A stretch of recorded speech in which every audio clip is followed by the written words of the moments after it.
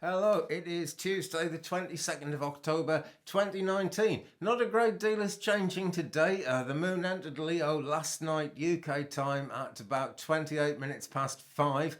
So that'll have been kind of quite early in the morning in the States and Canada. That's about as close as I can get to that. But 8 hours behind on the west coast, 5 hours behind that on the east coast. So we've got a Leo moon, and the desire to be noticed goes up. It's actually quite a good time for it as well. Although it can give rise to arguments and it can give rise to jealousy as well. So I've got to be careful about that.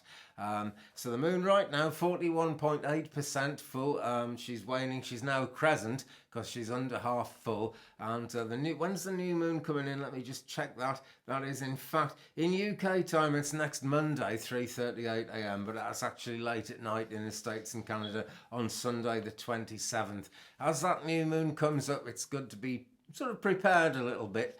In this last part of the waning cycle, we can ask Grandmother Moon to take our troubles away. When she starts rising, that's when we want to try and manifest things and ask for what we want to come in instead. But now's the time to be kind of clearing out those troubles and everything like that. Not least because tomorrow, Wednesday the 23rd, the sun is going to enter Scorpio.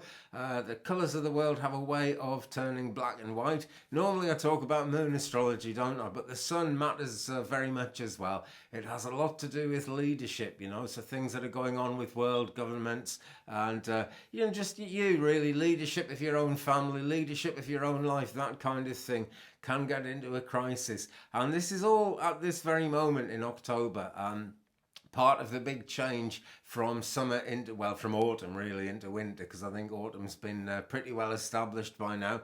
But winter is coming, and the thing to do is kind of clear out your dead leaves from, not just from around the house, not just from your garden or whatever, but from within your actual soul. I'm saying it's important. Well, it's always important to try and keep things clear, but particularly at this time, it's a really good opportunity to do it.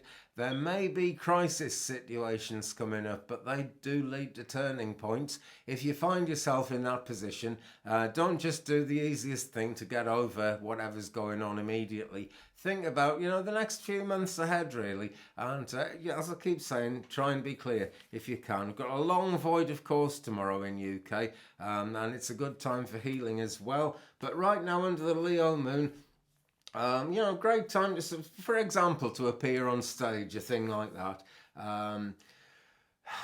Other people's attention, it depends where you are as a Leo, really. Other people's attention may be on you, or it may not be, and if it's not, maybe that might hurt. But try not to worry about it, really, because the only person that is always going to be focused on doing the best thing in your life, really, is yourself. There are many people who help us a lot of the time, and thank God for those people, and may I say, God bless those people as well. But it's not a selfish thing to put yourself first, right? Because I'm talking not just about you, but whatever it is you do for the people around you, the other people in your life, that is really important. It's the old you can't pour from an empty vessel thing. Think about the heart, think about the back, because Leo is associated with those things. Tomorrow we get moon in Virgo. Tomorrow quite a lot changes. Not much has changed today. And then the moon's going to enter Virgo tomorrow. So what else have we got in today's alignments? Right now the moon is sextile Mars. So action, initiative, being decisive, those things, well, they always matter, but they matter more under a Mars moon because it's just that earthy kind of earthiness, really wanting to get us doing things. Great time for actually getting things done as well. Any kind of constructive thing is good to do. People can get quite argumentative, actually, especially with the sun so near to Scorpio as it is at the moment. But the thing to do then is just try and keep it calm. And again, channel all that negativity, whether that's you or someone around you, channel that negativity into actually doing a constructive project, actually getting things done. Same as yesterday, Mercury is void in Scorpio, but Mercury is not quite retrograde yet. Mercury is actually slowing down before the retrograde, and that actually comes in let me just check. I believe that's the 31st of October that's going to happen. Yeah, 31st of October is when Mercury stations retrograde. She doesn't station direct again until the 20th of November, so there's quite a long time ahead of us there where arguments are likely, probably because of misunderstandings. In fact, I would say misunderstandings are really the root of just about everything going on. Certainly then, and quite a lot of what is going on at the present time as well. It's all over by sort of end of the first week of December. So nothing to worry about, and it's never good to worry about these things actually. People do get very concerned about Mercury retrograde, and there's usually no need, okay? I mean, Mercury retrograde doesn't actually make anything happen. It's a time when things tend to happen. That's what's been observed as long as people have been looking up to the heavens and sort of asking themselves what it's all about. But in reality, what tends to happen is something bad's happened in the past, and you've taken an interest in astrology and found out that was during Mercury retrograde, and so we can easily come to think that Mercury retrograde is going to give us a load of trouble every time. Not so. Basically, lessons come at the same time. And if you've got over those lessons, if you've actually learned the lessons, then there's no reason to expect that you're going to have trouble with Mercury retrograde. You may have slight concerns around it, but that's because it raises our awareness, you know. We become aware of people who just can't be bothered listening to us, that kind of thing.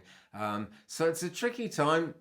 But it doesn't have to be a bad time, not at all. And particularly at the moment, it can feel worse than it is because, as I was saying, Mercury is void in Scorpio at the moment. That often goes with crazy weather happening, and there have been mad weather patterns around the world. But I noticed this last week or so, it's been really quite nice in West Wales. Been quite stormy at times, but generally speaking, the sun comes out.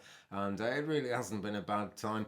Venus is sextile Pluto, great time in social situations for people kind of coming together. And it says here, accords are reached. So people are more cordial, they want to get on together, they want to get things done together. And sharing, participation, that kind of thing is indicated.